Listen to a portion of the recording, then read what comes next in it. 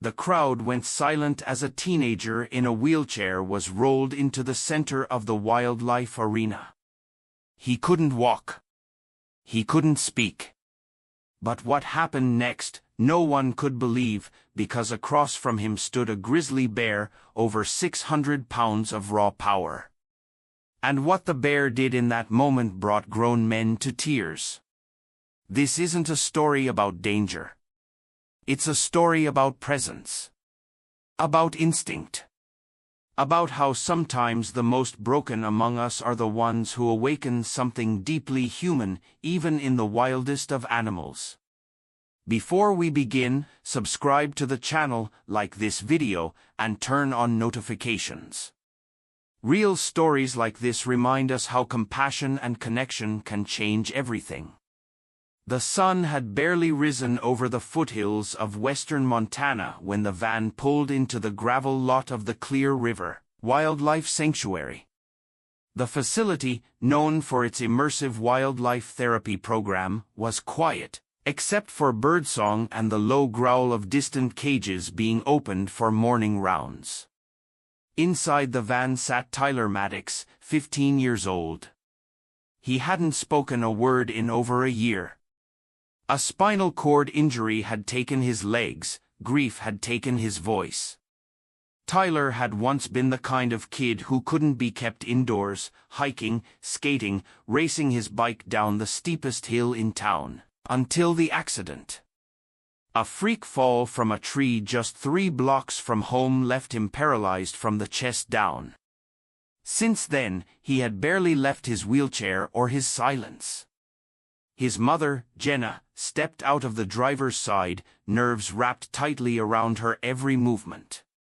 She opened the side door and lowered the ramp. Tyler looked straight ahead, expression unreadable. "You don't have to do anything," she said softly. "Just watch." The staff had warned her, the bears can sense things. They won't act like pets, but sometimes they respond to what words can't touch. Jenna didn't know what that meant, but she was willing to try anything. Tyler had been accepted into the sanctuary's pilot wild healing program, a blend of physical presence, observation, and animal exposure designed not to cure, but to stir something. Most kids in the program had trauma, not paralysis. But the sanctuary's founder had made an exception after reading Jenna's letter. A quiet sanctuary employee named Will met them at the gate. He nodded to Tyler with no pressure to speak, just presence. "This way," he said, and led them toward the arena. The wildlife interaction arena was not a stage. It was a clearing, soft dirt, surrounded by low fencing, natural logs, and a sloping shaded area for observers. Inside was the sanctuary's most unusual ambassador, Bruno, a 7-year-old male grizzly bear rescued from a roadside attraction when he was a cub. Bruno had been through hell, starved, beaten, used for photo ops. But somehow, he never lost his gentleness. He had spent years at the sanctuary, rehabilitated but unreleasable due to his past with humans. He now served as a mirror for the sanctuary's therapy program, not trained to perform, but to simply be present. As Tyler was wheeled to the edge of the arena, Will spoke quietly to the nearby staff. No crowd. Just him. Bruno was already inside, pawing lazily at the dirt, then stopping to sniff the breeze. He was massive, over 600 pounds, his coat thick and golden brown. When he turned, he saw Tyler. And something changed. Bruno stood still, his head lowered slightly, eyes locked on the boy in the wheelchair. Everyone froze. Tyler blinked. Then, for the first time in a year, he moved his fingers, just slightly, on the armrest. Will whispered, "Let him enter, alone." Jenna's heart climbed into her throat, but she nodded. They rolled Tyler slowly onto the packed earth. Bruno didn't move. Tyler didn't speak. But the air was electric. A boy who hadn't looked anyone in the eyes for 12 months was now staring straight into the eyes of a bear. What could a wounded boy and a rescued bear possibly have in common? As it turns out, everything. The arena was silent. Bruno stood 10 yards away, still as stone. His breath was slow and deep, steam rising from his nose in the cool morning air. He didn't growl. Didn't pace. Just stared. Tyler didn't flinch. He didn't look away. From the shaded bench above, Jenna watched, hands clenched so tightly in her lap her knuckles had turned white. She couldn't hear anything but the wind in the pines and her own heartbeat. Will was next to her, calm, studying everything. "This is how he tests people," he said softly. "He doesn't move until he knows what he's seeing." Tyler's wheelchair was parked just inside the enclosure, locked in place on the hard-packed earth. He sat motionless, his gaze fixed on the bear. It had been 372 days since he last spoke a word. Bruno took a step forward. Slow. Heavy. Deliberate. Tyler's eyes widened, but his posture didn't change. His fingers twitched slightly on the armrest. His jaw clenched. But he didn't look away. Another step. And another. Bruno stopped, only 4 feet from the boy. Now they were eye to eye. The bear lowered his massive frame, lying down in the dirt with a long exhale, paws stretched in front of him. He blinked once. Then he tilted his head, like he was listening. No one in the staff box moved. Tyler slowly extended his right hand. It hovered in the air, trembling, half-formed, like a question. Bruno didn't approach. Instead, he reached forward gently and nudged the earth with his paw, closer, inch by inch, until the gap between claw and fingertip was almost nothing. Then he stopped. And waited. Tyler lowered his hand to his lap. His eyes filled with something no one had seen in over a year, tears. Jenna stood involuntarily, then froze, covering her mouth. Not because he was crying. But because he was feeling something. For months, therapists had tried music, memory, speech, scent. Nothing had cracked the wall. Until now. Until this. After 15 minutes, Bruno rolled slowly onto his side, closing his eyes, his giant body rising and falling in a rhythm of rest. He wasn't there to impress. He wasn't there to perform. He was simply there. And so was Tyler. No phones. No footage. No audience. Just a bear and a boy, both broken by a world that had taken too much, sitting in stillness and understanding. When the session ended, Will wheeled Tyler out. As they reached the gate, Tyler's head turned, one last look. Bruno opened one eye. Just one. And for the first time, Tyler smiled. It was barely there, crooked, shy, but it was real. And it wasn't for the staff. It was for Bruno.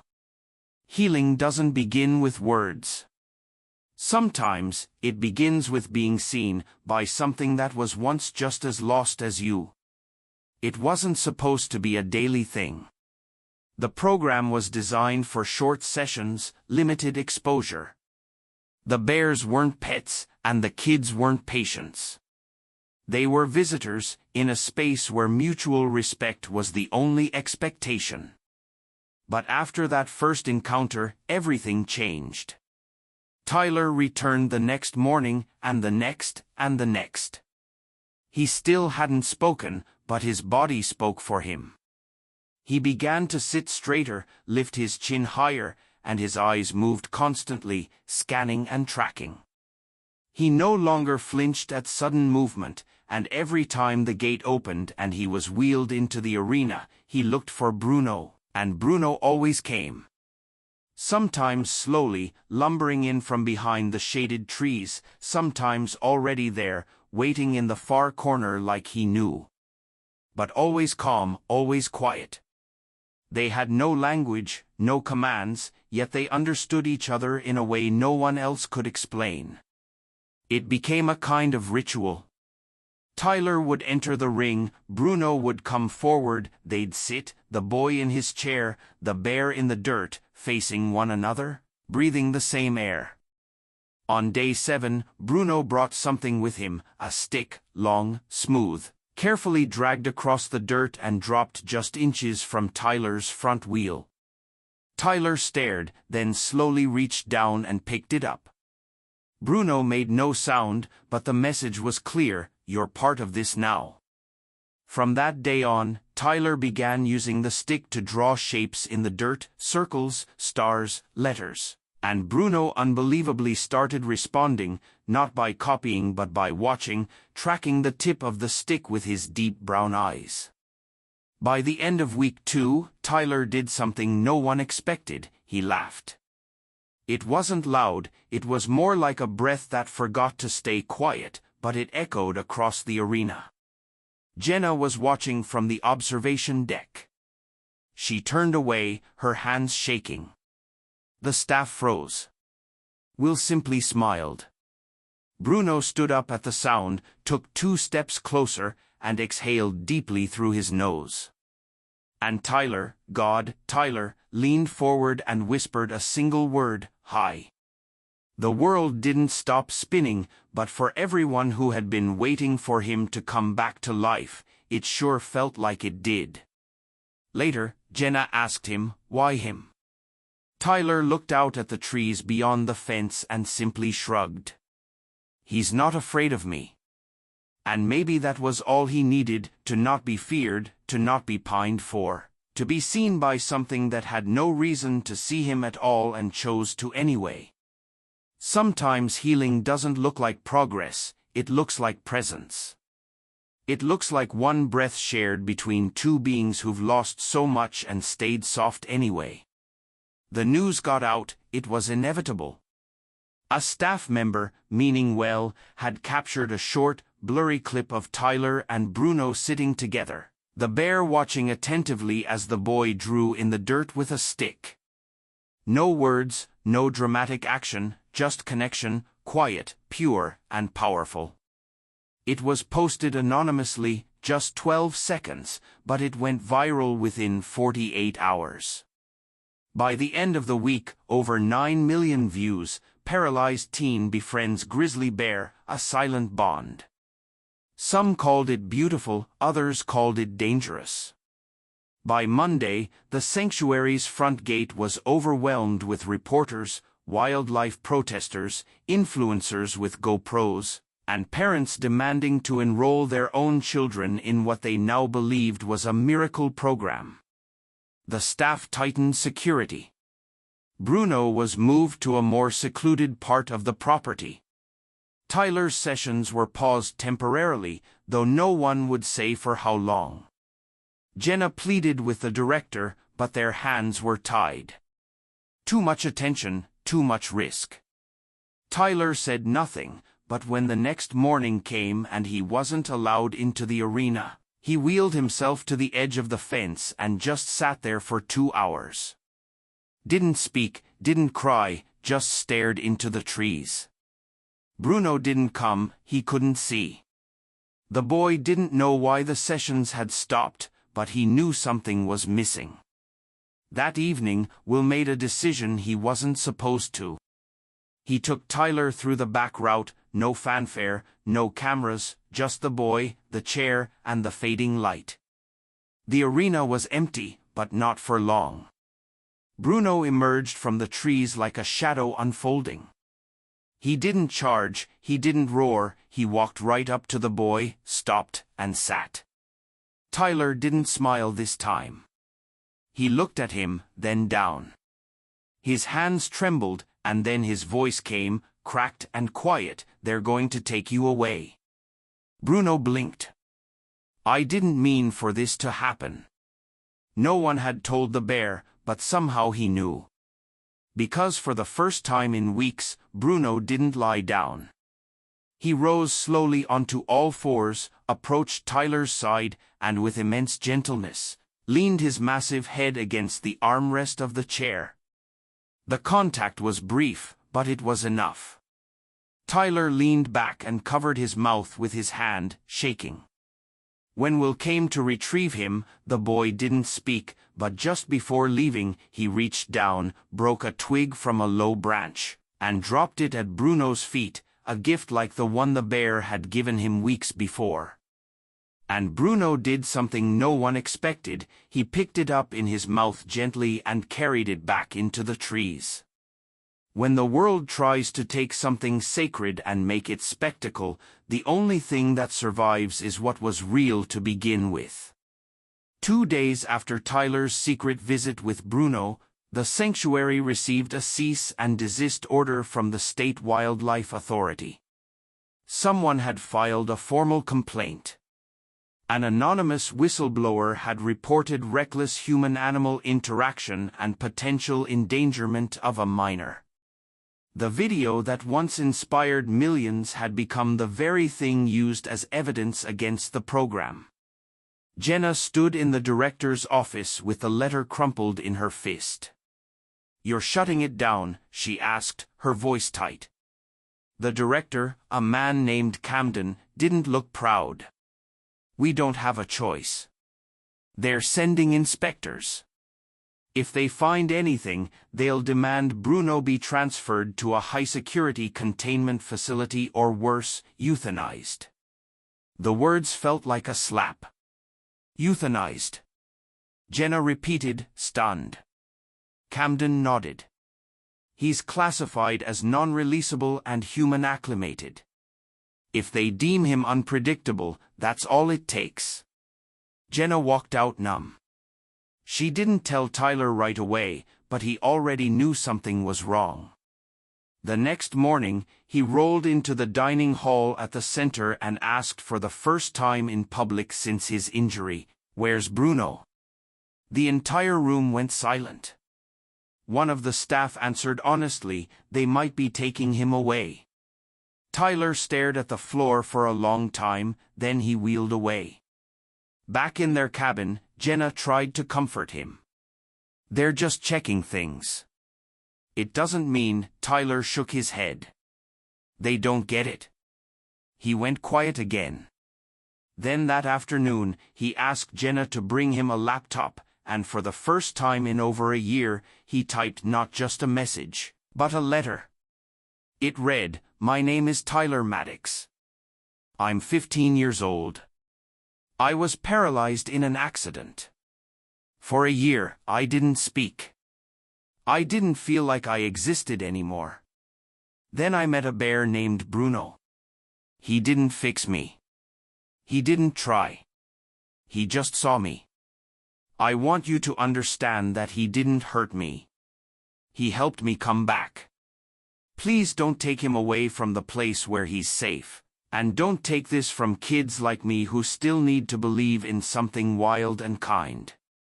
Jenna posted it to a petition site with a single title, "Let Bruno Stay." Within 24 hours, it had 60,000 signatures. Within 72 hours, over 200,000 schools, therapists, journalists, veterans, people from all over the world who had seen the clip or lived with silent pain. They shared, reposted, commented, "This is the first time I've cried in a year. This bear saved this boy's soul. Please let them stay together." And Bruno, he didn't know what the world was saying, but when Will wheeled Tyler back to the arena on a quiet morning before inspection, Bruno was already there waiting. As Tyler crossed the threshold, the bear stood tall and gave a low, echoing sound across the trees, not a growl, not a warning, a call. Some voices are too big for words, and sometimes the ones who can't speak become the ones who are heard the loudest. The state inspectors arrived just after sunrise, 2 SUVs, for officials in government jackets, clipboards in hand, and expressions that made it clear they weren't here to be moved. The sanctuary staff kept their distance. Even Camden looked shaken. Bruno had been moved to a holding enclosure overnight, safe, secure, out of view. Tyler hadn't seen him in 2 days, but today was different. Today they had agreed, reluctantly, to allow a monitored observation, not a performance, just presence. That's all Tyler had ever needed anyway. He was wheeled to the edge of the arena in silence. The inspectors stood behind the safety barrier, arms crossed, waiting, watching. "Let the bear in," Camden said into his radio. There was a long pause, then the gate opened. Bruno entered slowly, not like an animal being summoned but like one returning to something he understood. He took a few steps, saw the wheelchair, stopped, then moved forward 4 steps, then 5. The inspectors murmured. One held up a phone to record. Tyler didn't react. He didn't even blink. Bruno came to a slow halt just a few feet from him, and then, as he had done on that very first day, the bear sat. Just like that. The inspector stiffened. One whispered, "Unbelievable." Bruno didn't look at them. He looked only at Tyler. Tyler's hands trembling on his lap, leaned forward just slightly and whispered, "Hi." The arena went still. One of the officials opened their mouth to interrupt but froze because in that moment Bruno lowered his head and bowed. It wasn't dramatic, just a gentle, intentional dip, but it was unmistakable. Not submission, not obedience, respect. Tyler reached into the side pocket of his chair and pulled out something small, a stick, the same kind Bruno had once given him. He laid it on the ground between them. Bruno sniffed it, paused, then gently placed his paw over it. One of the inspectors finally spoke, his voice cracked, "I've never seen anything like this."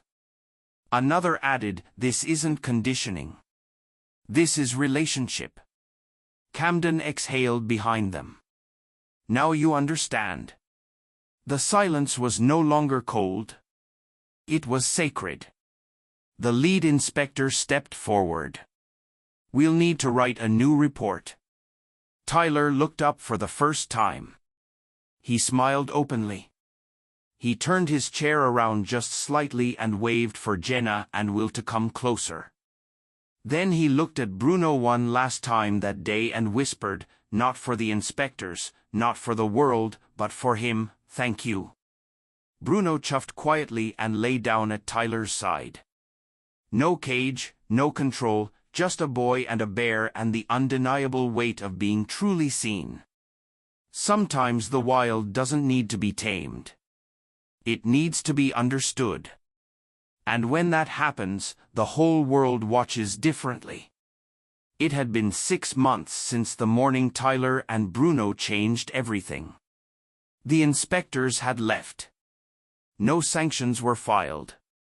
Instead, new guidelines were written inspired by their report for ethical observational wildlife therapy. The sanctuary became known not as a spectacle but as a place of quiet breakthroughs. But most important of all, Bruno stayed. He wasn't trotted out for show. He wasn't turned into a symbol. He was just Bruno, the bear who chose to sit when a boy in a chair couldn't stand. Tyler still visited him every week, not always in the arena. Sometimes they sat near the fence of Bruno's larger habitat. Sometimes they didn't even interact directly. Just being near each other was enough. They breathed the same air, shared the same silence. Tyler had begun speaking again, not constantly, but when he did, his words carried weight and purpose. He gave a talk at his school, then one for a group of trauma recovery counselors, and always he said the same thing: "He didn't save my body. He reminded me I still had a soul." Then, one clear October morning, Tyler returned to the sanctuary for what would unknowingly become his final visit of the season. Bruno wasn't in the arena.